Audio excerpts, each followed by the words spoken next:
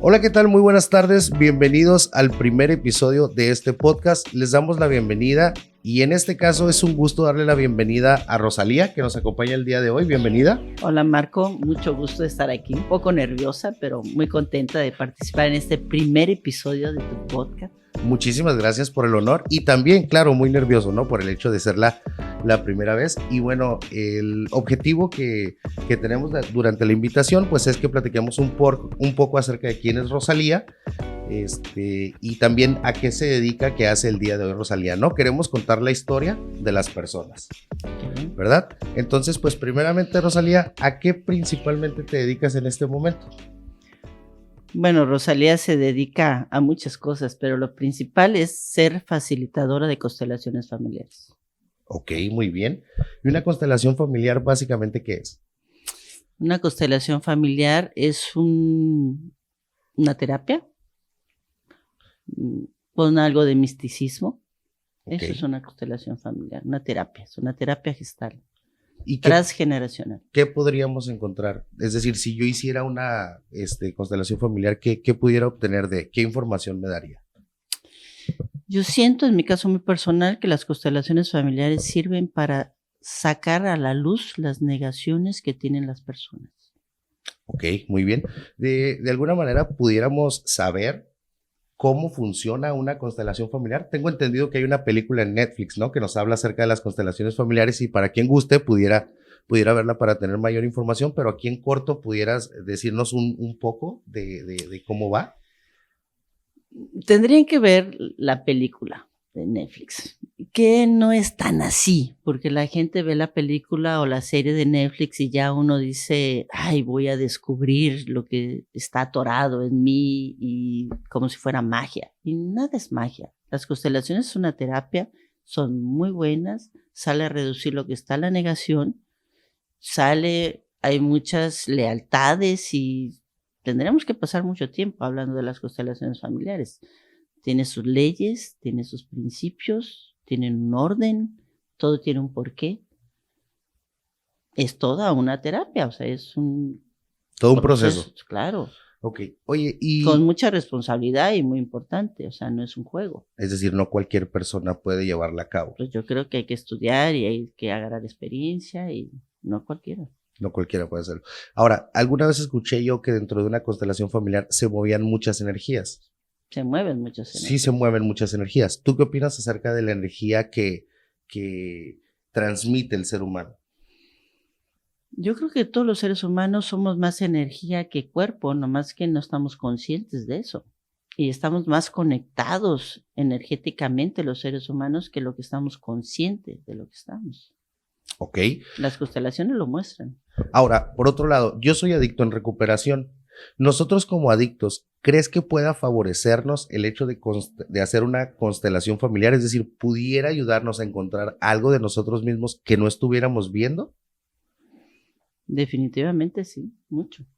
Sí, porque en lo personal me han invitado y ha habido un temor desde el momento en el que dicen, oye, ¿sabes qué? Se mueven energías y yo digo, no, espérate, no quiero que se me vaya a pegar algo y es por eso que no he podido.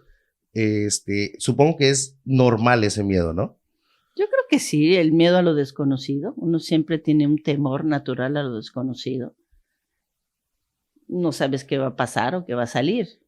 No, yo creo. O sea, te puedes imaginar muchas cosas, pero hasta que no vives una no te das cuenta realmente de lo que está o tal vez viendo. O tal vez no queremos enfrentarnos a eso que pudiéramos ver en una constelación familiar y entonces es un miedo disfrazado que a lo mejor yo, Marco, estaría poniendo de pretexto, ¿no? Hasta hoy no has vivido una constelación, ¿verdad? Hasta el día de hoy no he vivido una constelación. Se me ha escapado. Sí, llevo varios años buscándome ocupación el día que hay constelación familiar. Ok. Ahora, mencionabas que la constelación familiar pertenece a los ejercicios o procesos de la terapia gestal. Es parte de la terapia gestal, no pertenece, es parte. Muy bien. ¿Y qué otras áreas cubre la terapia gestal? Pues es una terapia. La terapia gestal es transgeneracional, o sea, habla de lo que tú vienes heredando, tanto biológicamente como emocionalmente. Costumbres, creencias, emociones, reacciones. Ok. Inconscientemente, obviamente. Y todo eso que detectas nos sirve para romper cadenas. Sirve para romper cadenas, sí. Pero no podemos eliminar algo en nuestra vida que no sabemos que existe, que no sabemos o que no estamos viendo, ¿estás de acuerdo?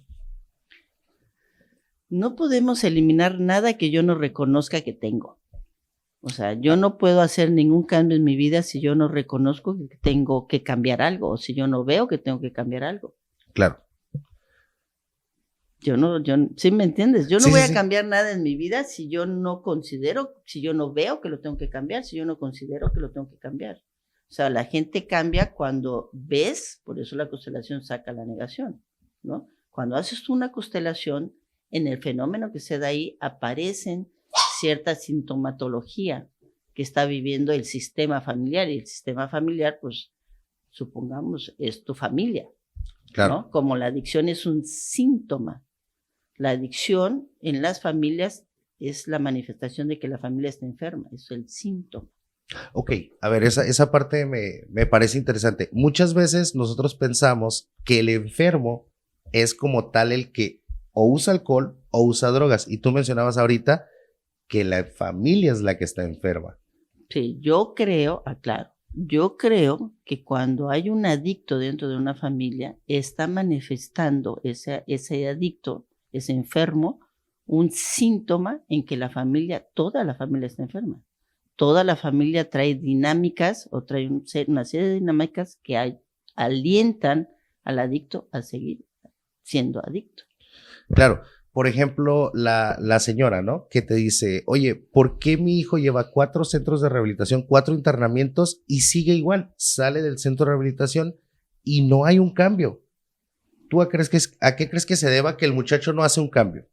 Bueno, una cosa puede ser que el muchacho no quiera hacer un cambio, pero tiene mucho que ver que la familia no apoya para que se haga un cambio. Exactamente, que la dinámica familiar se sigue manteniendo en el De la mismo misma orden forma. y no permiten que fluya en un proceso De recuperación. el adicto. Si tú empiezas a ver a la familia en sí y ves la adicción de la familia como el síntoma de que la familia está enferma, o no sé cómo decirle, yo digo enfermedad, ¿no?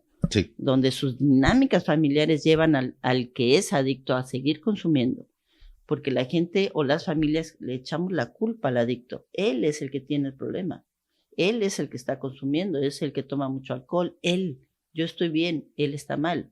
Y no me doy cuenta que mis comportamientos ayudan a que el adicto contribuya en sus adicciones.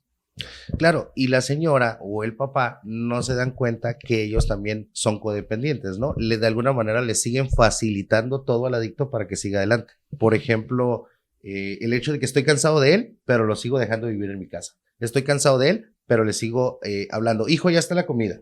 Le sigo tendiendo su cama, le sigo limpiando su cuarto. Entonces, de alguna manera, yo estoy impidiendo que esa persona tenga un crecimiento emocional, ¿no? Una madurez o que llegue a un fondo de sufrimiento. Si vamos a hablar un poco de lo que es el programa de AA o el programa para los adictos, habla de un fondo de sufrimiento.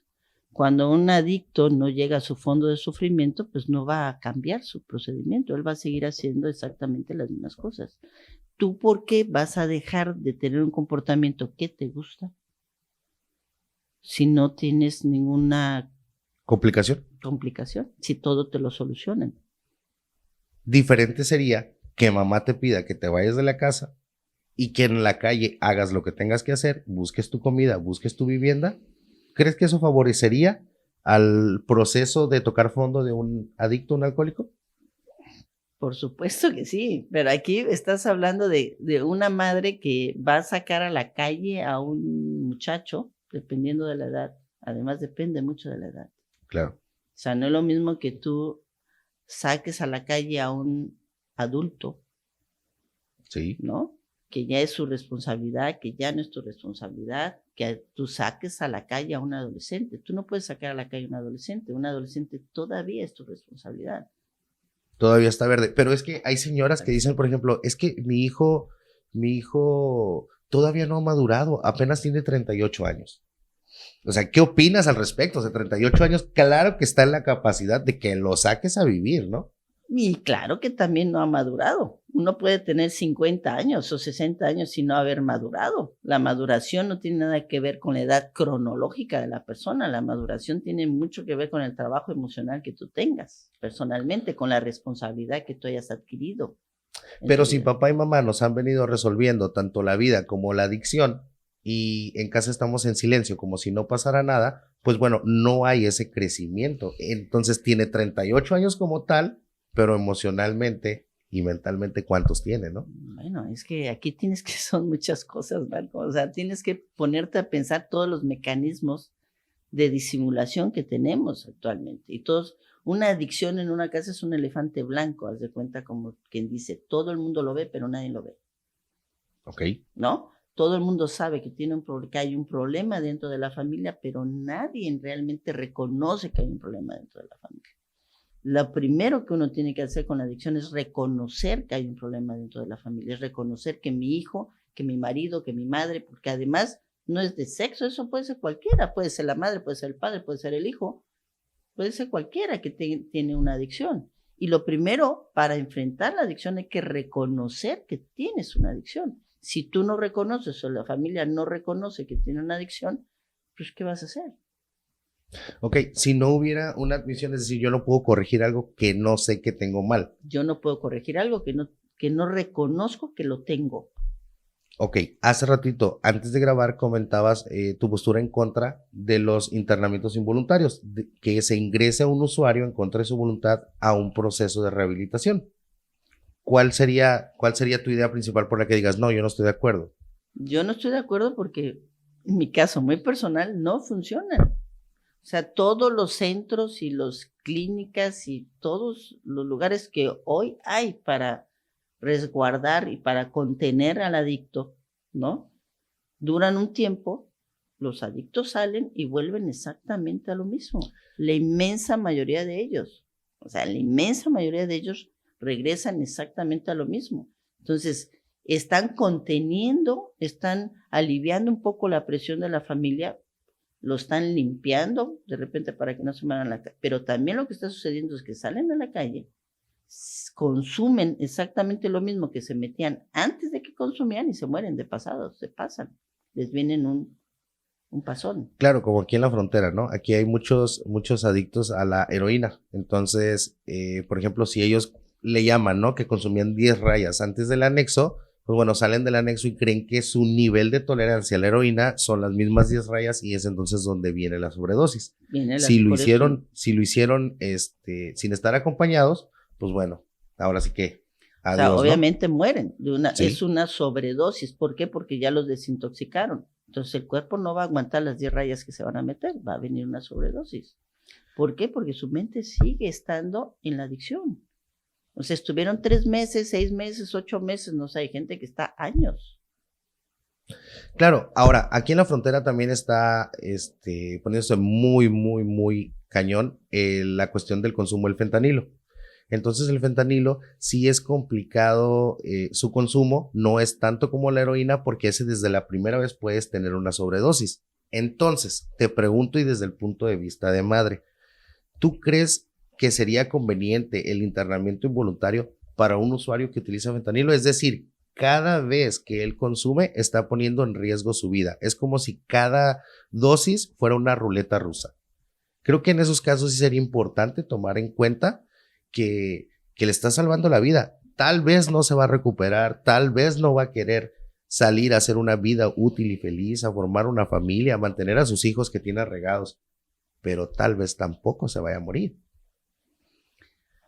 Un día una persona de aquí misma de Tijuana, que tiene unos centros de mujeres, sabe mi postura ante los centros forzosos, ¿no? El que a fuerzas ingresan las personas, me dijo, es que muchas veces hay que desintoxicarlos para que ellos puedan tomar la decisión de que se quedan o se van.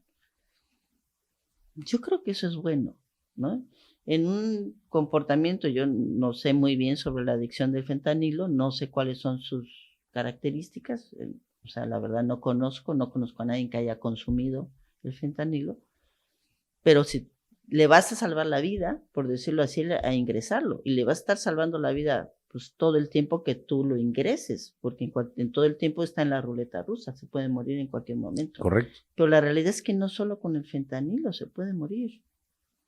Un adicto se puede morir con el cristal, con la marihuana, con el alcohol, o sea, de todos modos.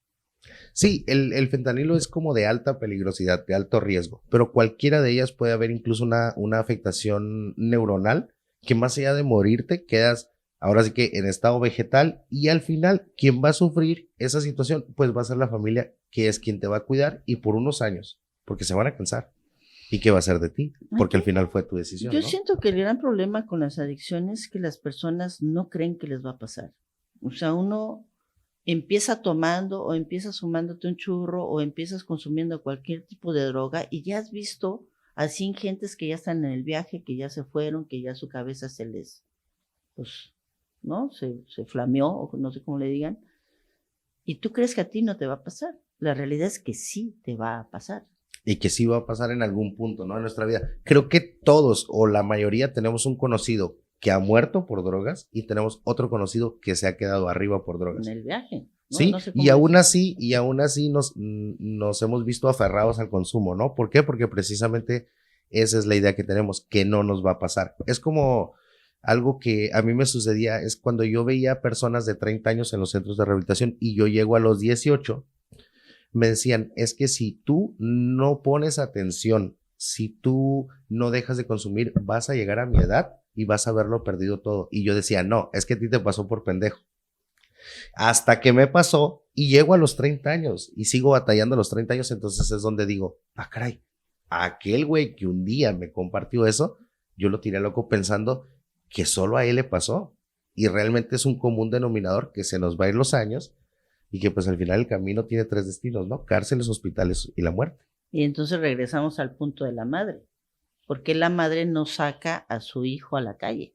Porque tiene miedo que se muera en la calle, porque tiene miedo que acabe en la cárcel. Por eso no lo sacas a la calle. Y tratas todo el tiempo de salvarlo, ¿no? Uno desde la postura de mamá, porque bueno, soy Rosalía, pero soy mamá, soy abuela, soy mujer, ¿no? Y desde la postura de mamá, pues uno siempre quiere salvar a sus hijos. Si yo a veces veo, no sé, en el Oxxo, en la calle, a muchachos pirados completamente, no todos sucios, pues perdidos ya de la mente perdidos, ya enloquecidos por las sustancias, y de verdad pienso, ¿y su mamá? ¿No? ¿Qué onda con la mamá de ese ser humano? ¿No? Ya llegó a tal grado que ya lo soltó o se le perdió por completo.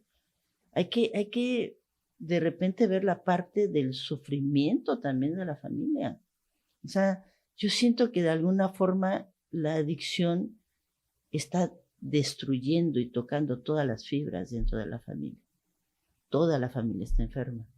Toda la familia está padeciendo ya una obsesión muy importante, porque no solo es el adicto que solo está pensando en cómo va a consumir o qué se va a robar y cuántas drogas le van a dar a través de que te robe el celular o lo que te robe o lo que se lleve, ¿no? Porque él en su mente solo está pensando en la siguiente dosis. En la siguiente dosis, ¿no? La familia solo está pensando en qué momento se va a morir, en qué momento me van a hablar, en qué momento lo van a meter en la cárcel. Y es un sufrimiento constante. Entonces, toda la familia enferma, además de que dentro de la familia todos están conflictuando, porque uno lo están protegiendo al adicto y otros están en contra del adicto, ¿no? Los hermanos a lo mejor están sumamente molestos porque te están protegiendo, porque la mamá está protegiendo al adicto, ¿no? Y los otros hermanos que no son adictos, pues dicen, bueno, ¿de qué se trata este asunto, no? Y están sumamente molestos. Entonces hay una enfermedad contagiosa, ¿no? Que va contagiando de uno en uno, va brincando en uno de la familia. Todo el sistema familiar se enferma con la adicción, todos. Ahora, también partiendo del punto inicial con el que mencionabas ahorita, y si no lo corrieras de casa por todos esos miedos que como madre llegas a tener y que se entienden y son totalmente válidos, ¿cómo llegamos al punto que mencionan los alcohólicos de tocar un fondo? Es decir, ¿cómo pudiéramos llegar a tocar fondo en la comodidad de nuestra cama, con la comodidad de los 50, 100 pesos que me das todos los días y de mis 3 comidas que tengo a diario también en casa? Mira, yo entiendo lo que me estás diciendo. Entiendo una parte que es pues el sufrimiento y el miedo, y entiendo la otra parte, ¿no? Donde si lo mantienes en su comodidad, él no va a cambiar. Correcto. Hoy por hoy, ya desde hace un año más o menos, vengo hablando mucho de transformar las familias con amor. ¿Qué quiere decir eso? Que los padres, los hijos, más que nada en una prevención, que el muchacho, que el niño, que la muchacha, cuando esté en las calles y le ofrezcan la droga, no la agarre, ¿no? Okay. Que tenga la suficiente seguridad de decir, no quiero, ¿no? Y eso solo se logra cuando los padres aprenden a ser amorosos con los hijos, cuando los padres están presentes, no ausentes, ¿no? Porque la realidad es que no importa si tus papás andaban trabajando o estaban de fiesta, si te quedaste solo, lo más seguro es que cuando haya llegado la droga a tu vida, tú la hayas agarrado. Sí, entonces esto implica que obtengamos algún tipo de información para la prevención de las adicciones en la familia. Yo siento que uno debe de dirigirse, o la sociedad. La adicción no es un problema del gobierno, ni es un problema del sector salud, es un problema de la sociedad, y la sociedad somos la familia. Claro. Entonces, la adicción es un problema de las familias, no es un problema de que de esa familia le tocó, tarde o temprano te va a tocar. O sea, no vas a poder mantener a tu familia en una burbuja, ¿sí sabes? Te va a tocar si no haces cambios importantes como En la dinámica familiar. en la dinámica familiar. O sea, no es que el otro tiene la culpa y es su responsabilidad, si no lo aprende, ¿cómo? O sea, hay que hacer cambios importantes dentro de la sociedad. ¿Y cuál sería una forma de que los jóvenes a temprana edad pudieran aprenderlo? Es decir, transformando familias con amor referimos a manejarle las cosas con amor, incluso las correcciones, hacerles saber que son con amor y por el bien de ellos. Mira, hay algo aquí que se habla, acabas de decir correcciones, no castigos. El chiste es que regresamos un poco a la terapia gestal y a las emociones, ¿no? Sí. Cuando yo emocionalmente estoy haciendo una corrección, pero que yo realmente siento que lo que estoy haciendo es una corrección, el muchacho le va a llegar la corrección. Pero si yo siento que es un castigo y le estoy diciendo que es una corrección, al muchacho le va a llegar un castigo, ¿sí me entiendes? Sí. Y se va a ir con miedos y se va a ir con culpas, y no hay nada peor en la vida para un ser humano de repente que sentir culpa. El ser humano que siente culpa va a ser un ser humano que va a buscar un castigo, que va a buscar el abuso de su persona de alguna forma. Así sea que permita que alguien venga a abusar de él, o así sea que él mismo abuse de él con diferentes adicciones, no solo con alcohol y drogas, puede ser trabajo, tabaco, con la adicción que tú agarres, la comida. El comportamiento del adicto es voraz, hay una voracidad, todos queremos, no nos llena nada, queremos comer, queremos tomar, queremos fumar, queremos comprar. ¿Sí me entiendes? Allí esa voracidad. Cuando yo tengo mucha culpa, aunque no me sirva para nada, porque la culpa no hace que yo cambie mi comportamiento. La culpa solo me hace estar en el remordimiento y seguir repitiendo la misma dinámica o el mismo comportamiento que tengo. Entonces, cuando yo tengo muchas culpas, lo más seguro es que yo voy a buscar un castigo, porque desde chico así me enseñaron. Cada vez que yo me portaba mal, me empezaba a dar miedo, me empezaba a esconder porque iba a venir un castigo. O me iban a quitar algo, o me iban a pegar, o no sé, cada quien lo que correspondía que era correcto para el momento, ¿no? Según la familia, las creencias, la educación, lo que cada familia trae. Pero la realidad es que ese niño, que esa niña, al sentir que se había equivocado, empezaba a llenarse de miedo y le venía un castigo. Muy bien, entonces cuando un hijo o un adolescente llega a tener una falta, un error, nosotros como padres debemos de procurar que no sienta culpa. Entonces, ¿qué es lo que debería de sentir? ¿A dónde deberíamos llegar? ¿A un acuerdo? ¿Sería una opción? Una corrección. A una corrección. Una corrección es marcar algo que está equivocado y te voy a mostrar cómo hacerlo. Pero fíjate lo que estoy diciendo, te voy a mostrar cómo hacerlo. Ok. Es el ejemplo lo que nos arrastra. En las familias el ejemplo es lo que arrastra. Yo no le puedo decir a mi hijo que no tome alcohol o que no fume si yo tomo alcohol y fumo. Sería incongruente, ¿no? Es incongruente, ¿no? Yo me acuerdo mucho en un momento que había una niña chiquita, creo que tenía como 6 años esta niña o 5, y se subió a unas sillas que estaban amontonadas, ¿no? Entonces vino la mamá y le dijo, bájate de ahí porque te vas a caer, ¿no? La niña sabía que no se iba a caer y obviamente no se bajó. ¿Me entiendes? Los niños son niños, no tontos. Y cuando tú les hablas con la verdad, realmente ellos reaccionan a la verdad. Cuando yo le dije a esa niña, bájate, porque eso no es para que tú te sientes, la niña automáticamente se bajó. Porque las sillas amontonadas, apiladas, no es para que la gente se siente. Y los niños lo entienden. El problema es que los adultos, a la hora de queremos educar, las señales son equivocadas. Entonces, el problema no está en corregirles respecto a la situación de que estés subiendo a la silla, sino cómo se lo transmites. ¿Cómo se lo estás diciendo? Regresamos a diciendo? las emociones. O sea, los niños, pues todos fuimos niños, no entendemos las palabras. O sea, el significado real de las palabras yo no lo sé cuando soy una niña, pero las emociones sí.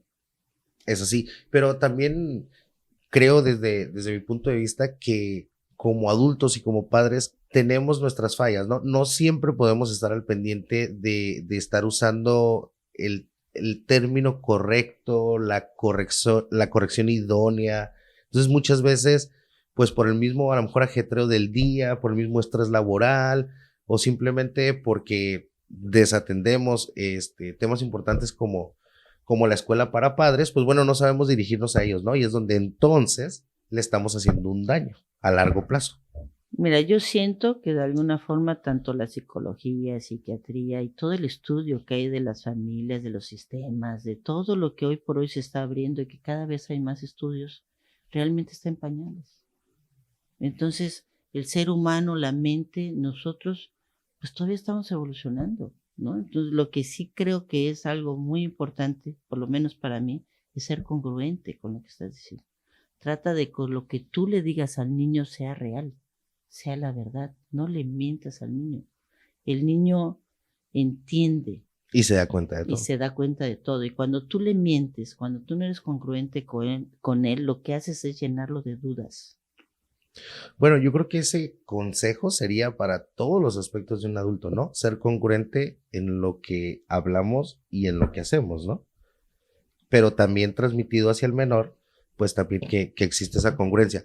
Porque pudiera yo no estarle diciendo o platicando algo a mi hijo, pero por darte un ejemplo, si yo lo llevo al mercado y ve que su papá se guarda este control y no lo paga, pues bueno, ¿qué es lo que yo le estoy enseñando a él? Y eso que yo no se lo dije, yo no le dije, hijo, nos vamos a robar esto. Simplemente él lo vio, yo pienso que él no sabe lo que está pasando y resulta que él sí sabe, se da cuenta, ¿no? Pero por supuesto, o sea, los niños son niños, no son tontos, de todos se dan cuenta. O sea, es una realidad. Si regresamos al punto, si yo tomo alcohol y le estoy diciendo a mi hijo que no tome alcohol, pues hay una incongruencia. Claro. Entonces, por ejemplo, un día a una persona le decía yo que, bueno, con un hijo adicto traía un problema serio con el hijo adicto y por hoy el hijo también ya decidió dejar su adicción, ¿no? Toda la familia trabajó, toda la familia hizo cambios y uno de esos cambios que les costó trabajo fue dejar de beber, porque toda la familia bebía, ¿no? Y una de las preguntas que me decía este ser humano es que las personas me preguntan por qué dejé de beber si yo no tenía un problema con mi manera de beber, ¿no? Y yo lo que le dije, mira, solo les tienes que decir que esta familia ha sufrido mucho por el alcohol y la droga. Y yo creo que esa es una respuesta más que suficiente para que cualquiera entienda por qué yo ya no quiero volver a beber, ¿no? Sí. Y de alguna forma estoy apoyando a mi ser amado, porque que yo tenga un hijo adicto no quiere decir que yo no lo ame, yo lo amo profundamente. No sé cómo transmitirle el amor a lo mejor, pero lo amo profundamente.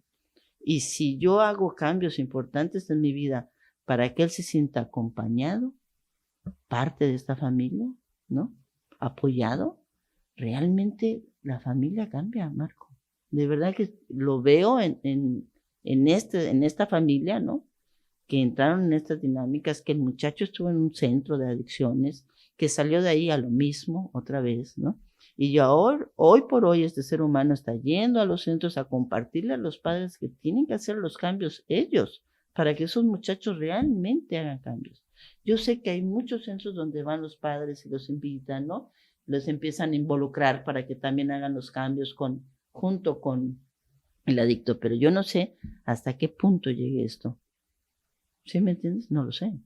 Lo único que sí sé es esto que está sucediendo porque lo tengo cerca, porque lo estoy viendo, porque estoy viendo que funciona, O sea, es una teoría que funciona. Claro. Cuando queremos hacer ese cambio en la familia, pues tiene que haber esa disposición, ¿no? Por ejemplo, en mi caso, yo recuerdo que mi mamá dijo, de ahora en adelante y cuando mi hijo esté presente en esta casa, no se va a tomar una sola gota de alcohol. Y hasta la fecha, vamos de visita a su casa en Ensenada y no se toma alcohol. Y es como un apoyo, ¿no? A su hijo que está en recuperación. Y bueno, ¿y tú cómo te sientes como hijo? Me siento bien, me siento como esa solidaridad en casa, mi esposa, de igual manera. Esas botellas de vino para las reuniones con amigas y eso se fueron el día que yo llego a casa. Por eso, entonces es una forma en que la familia apoya al adicto. Entonces, ¿qué está pasando? La misma familia está cambiando sus dinámicas, que a un principio hablábamos de las dinámicas. Entonces, yo cambio mis dinámicas como familia y el síntoma, ¿no?, también cambia. Y lo dice el programa de Alcohólicos Anónimos. Hay una parte en el programa de Alcohólicos Anónimos donde dice, cambia tú y tu entorno va a cambiar. Cuando tú haces cambios significativos, tu familia hace cambios significativos y de verdad es la real solución para la adicción. Mientras que no hayan estos cambios en las dinámicas donde es el problema, sigamos viendo el problema desde afuera, porque creo que ese es el mayor problema que tiene la mayoría de las familias, ven el problema desde afuera, es su problema. No se involucran. No se involucran. Y muchísima gente a mí ha venido a decirme, mi único problema es que él consume o es que él toma. Y mi problema es él. En el momento en el que él deje el alcohol y las drogas, esta familia va a cambiar. No, y de repente lo que sucede es que hay gente que le ha dicho mejor toma, ¿no? Porque las cosas se están saliendo completamente de mi control. Ahí regresamos al control, ¿no? Ayer en una charla que estaba yo dando, una de las personas decía, ¿por qué tenemos ansiedad? ¿No? Y una persona que estaba ahí dijo, es la no aceptación, la ansiedad. Yo dije, sí, es la no aceptación. La ansiedad nos lleva a querer controlarlo todo. Y el querer controlarlo todo nos lleva a una neurosis impresionante. Al rato ni yo me aguanto en mi neurosis. Y eso no favorece al ambiente familiar de un adicto. ¿No? ¿Tú estás de acuerdo en que, por ejemplo, comentas que ya se vuelve una neurosis para mamá? ¿Tú estás de acuerdo que eso no le favorece al adicto en su recuperación? Es decir, él viene llegando del centro de rehabilitación, él viene de un programa, pero como lo comentaste anteriormente, la familia no tiene programa, lo que tiene es una neurosis activa. Y un desconocimiento de lo que está sucediendo. No admitida, ¿verdad? No hay una admisión, por lo tanto no podemos trabajarlo y corregirlo. Entonces, ¿tú crees que sí le afecte? Porque muchas veces he escuchado que es el pretexto del adicto, es que en mi casa me tienen hasta la madre y yo mejor digo, ¿sabes qué? Me voy a ir a drogar. Mira, yo siento que afecta mucho, pero también es decisión del adicto. ¿Pudiera ser un factor o pudiera ser el pretexto ideal? ¿La línea es delgada? La línea es delgada, ¿no? La línea es muy delgada. Ahora sí que es cuestión de conciencia, de decisión, ¿no? Yo puedo quedarme dentro de un programa de recuperación, aunque toda mi familia no quiera que yo esté dentro de un programa de recuperación. Yo conozco personas que así la vivieron, ¿no? Uh-huh. Que en sus familias no estuvieron de acuerdo en que ellos entraran o se quedaran en un proceso de recuperación en alguno de los grupos, porque hay un perjuicio enorme en los grupos, ¿no? Los grupos de AA, la mayoría de las personas creen que son pateporochos, gente, pues, ya desechada de la sociedad, ¿no? La realidad es que no es cierto, pero mientras que la sociedad crea eso, ¿no? Muchas familias pues no van a querer que su hijo, su hija entren a un programa así, ¿no? Entonces van a intentar por todos lados, van a ir con psicólogos, van a ir con terapeutas, van a ir con psiquiatras, lo van a intentar por todos lados y a lo mejor les funciona, van a intentarlo por la religión y a lo mejor les funciona. No lo sé, hay quien funciona y hay quien no, o sea, pero tiene mucho que ver los cambios que haga la familia. Claro, lo bueno es que yo lo he visto en los últimos años y tú vas al terapeuta y una de sus sugerencias, aparte de darte la atención, va a ser asiste a un grupo de ayuda mutua. Tú asistes al psicólogo, la sugerencia va a ser la misma, independientemente de que vas a llevar un tratamiento con él. Un psiquiatra de igual manera. Entonces ya todos los profesionistas se dan cuenta que por algo sigue funcionando después de ¿cuántos? Más de 80 años y pico de años, sí, del programa de AA. Pero exactamente, existe ese prejuicio. Y también como adicto en recuperación, yo te puedo compartir que cuesta muchísimo. No sabes cuántas veces cuando yo salía del centro de rehabilitación y mi primera vez que voy y me paro fuera de una agrupación, a mí me preguntaba mi familia, ¿fuiste a junta? Yo le decía que sí, pero yo lo que hacía es que me acababa de la ansiedad, media caja de cigarros afuera, porque tenía un miedo enorme de entrar y de algo que yo no conocía. Entonces, creo que también sería bueno dar un poco más de información de qué se trata un programa de 12 pasos y cómo pudiera ayudar a las familias. Bueno, el programa de 12 pasos es un programa de autoayuda, pero mira, aquí hay una cosa que es bien importante hablando de la ansiedad, ¿no? El adicto es sumamente ansioso y en realidad consume para calmar la ansiedad. Así como el neurótico controla, uno trata de controlarlo todo para que la ansiedad baje, aunque la neurosis te dispare, pero la ansiedad baja. El adicto consume para no sentir la ansiedad. O sea, lo que lo lleva a consumir es la ansiedad, como lo que acabas de decir. Estás parado en una puerta, no entras y te metes media cajetilla. ¿Para qué? Para controlar la ansiedad. Sí, porque era un miedo cañón. Entonces estás usando la sustancia para bajar el nivel de ansiedad. Entonces, una de las cosas que tiene registrado su inconsciente del adicto es que la ansiedad se entume con la sustancia. Si yo me echo un trago, se me entume, dejo de sentirlo. Si yo me drogo, si yo fumo, si yo como, pues voy a dejar de sentir esa ansiedad. El que es neurótico, ¿no?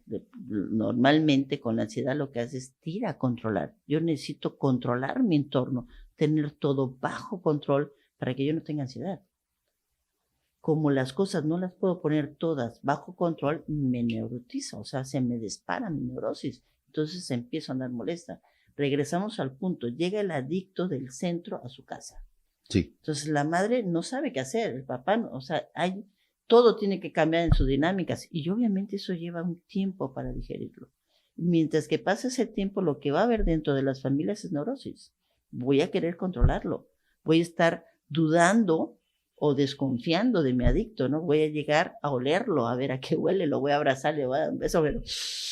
Claro. Voy a respirar profundamente. Y eso, ¿no? a nosotros como adictos nos molesta mucho, porque dices, otra vez ya no estás confiando en mí, tengo 3 días que llegué, sí, cabrón, pero la última vez duraste 14 horas. Sí, pero a ver, aquí hay un punto. O sea, uno de los grandes problemas ya del adicto, o sea, tú tienes que entender que el dejar de consumir no es nada de aplaudir, o sea, es algo que debiste haber hecho siempre. Sí, o sea, nunca debió de haber el consumo. Nunca debió de haber habido el consumo y es lo bueno, lo normal es no consumir, ¿ok?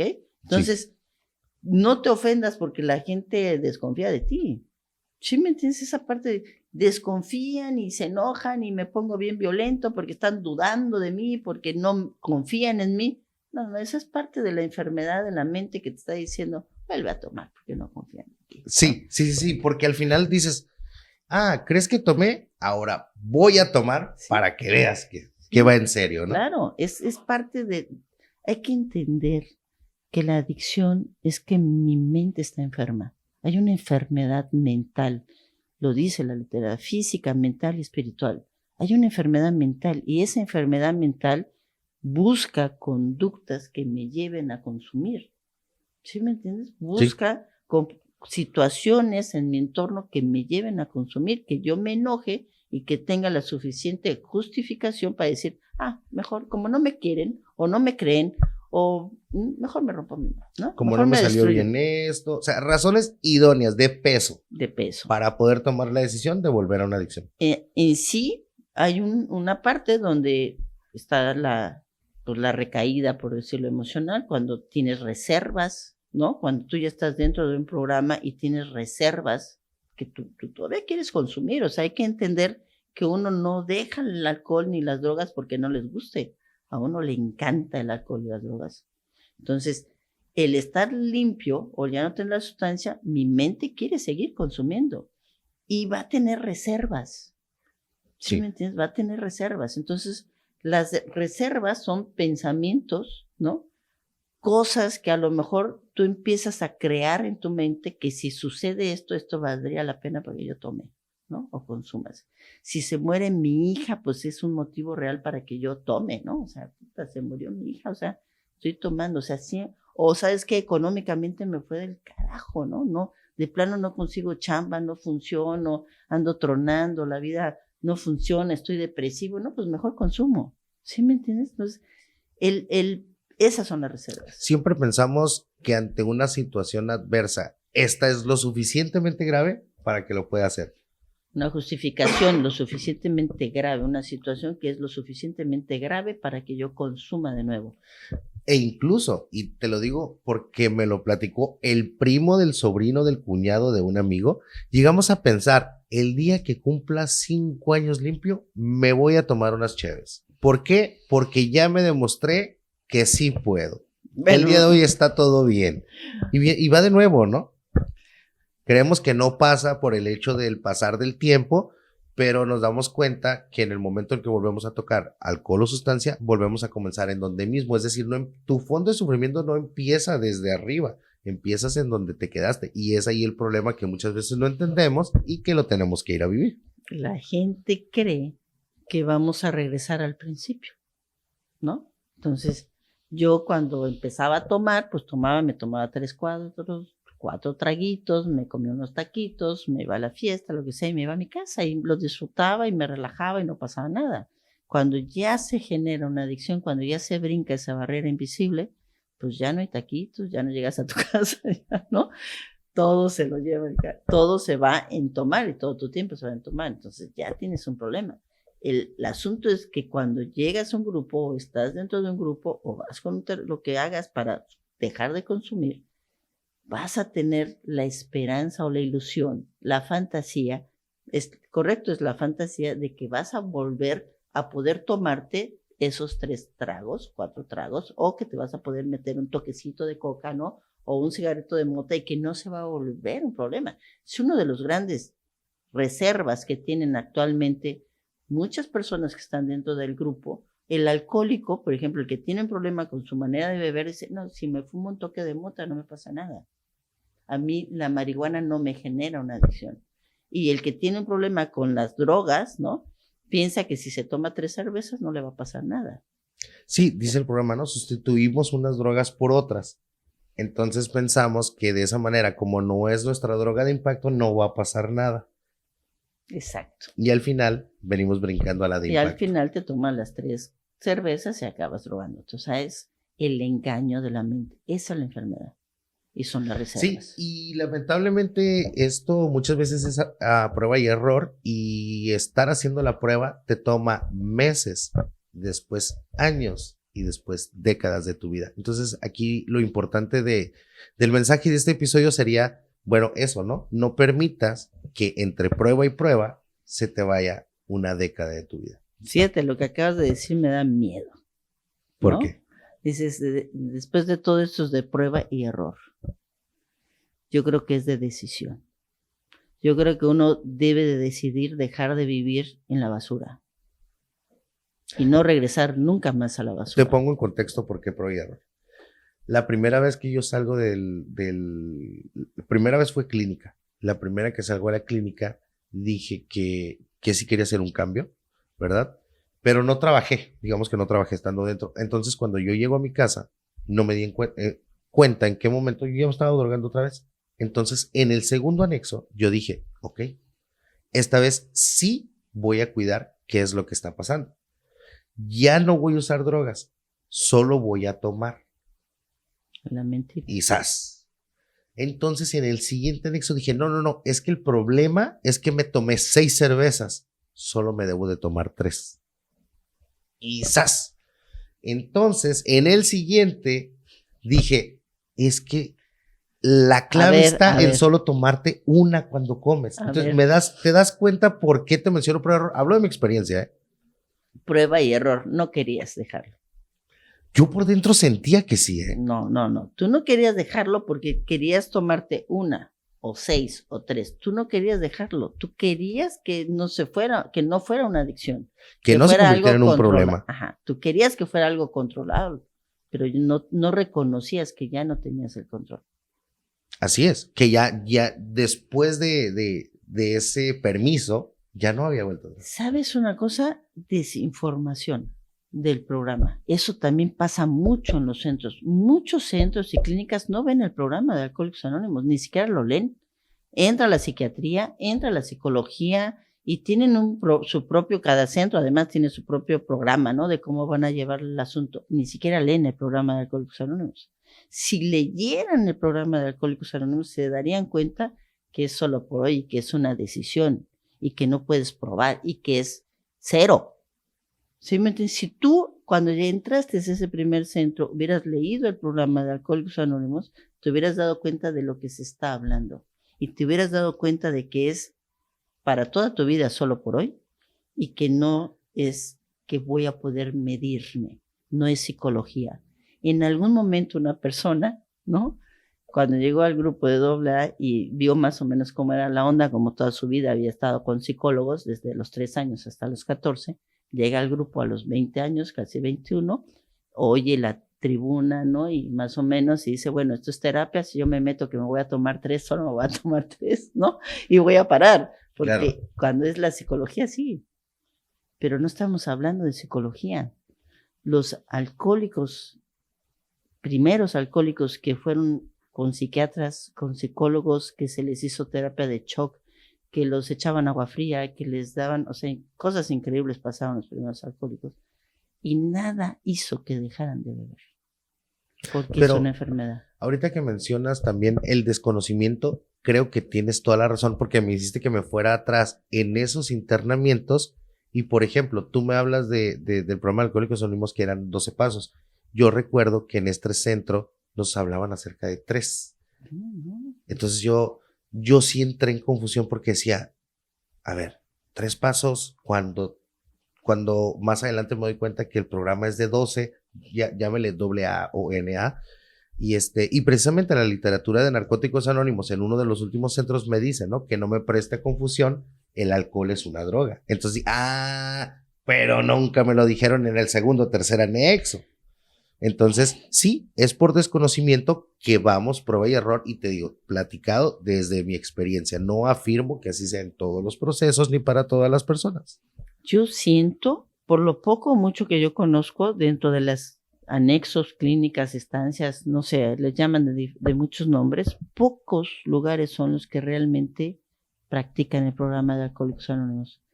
Siento que entre que el gobierno entró a poner reglamentos, ¿no? Que impusieron que ponga psicología, ¿no? Que de alguna forma para que tú abras un lugar necesita haber un psicólogo, ¿no? Sí. Empezaron a meter esta parte clínica a la recuperación de los adictos y creo que ese fue un gran error, de verdad, porque pues, está comprobado que no funciona. O sea, por eso los centros solo contienen, ¿no? Vas, llevas a tu adicto, lo van a aguantar ahí 3, 4 meses o 1 año, pero cuando salga prepárate porque va a venir lo mismo. ¿Por qué? Porque no está practicando el programa de Alcohólicos Anónimos. Ni siquiera se lo han enseñado, ni lo han leído. Probablemente ni siquiera lo lleven a cabo en el centro de rehabilitación donde está internado. No lo practican. Claro.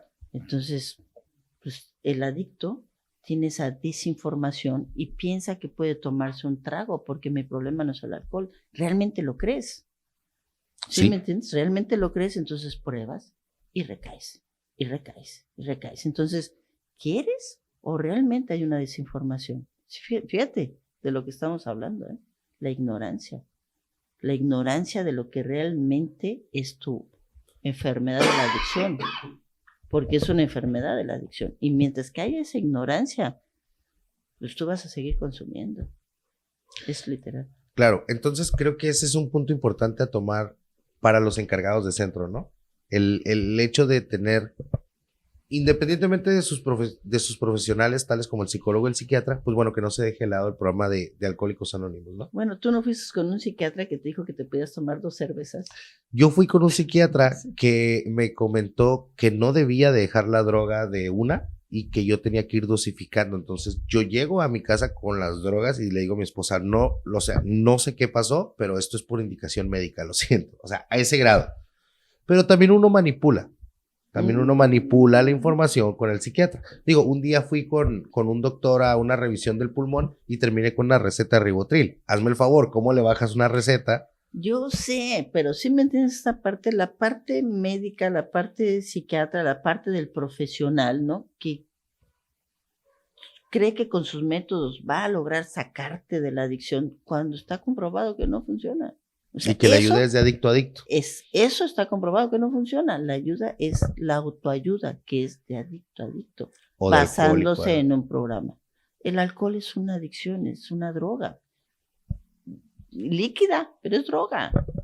Sí. Como la marihuana, como la cocaína, como las tachas, como el fentanilo, como tanta cosa que hay hoy impresionantes. Los hongos, la ayahuasca, el peyote, ¿no? También son También drogas. están dentro de... También están dentro de los alucinógenos. Toda sustancia que altere tu conciencia es droga.